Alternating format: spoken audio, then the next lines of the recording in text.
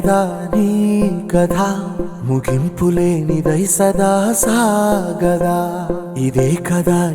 కదా నీ కథ ముగింపులేనిదై సదా సాగదా నీ కంటి రెప్పలంచున మనస్సు నిండి పొంగిన ఓ నీటి బిందువే కదా నువ్వెతుకుతున్న సంపద ఒక్కొక్క జ్ఞాపకానికి 100 ఏళ్ల ఆయువుందిగా ఇంకెన్ని ముందు వేచెనో అవన్నీ వెతుకుతూ పదా మనుష్యులందు నీ కథ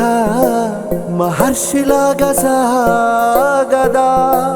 మనుష్యులందు నీ కథ మహర్షిలాగా సాగదా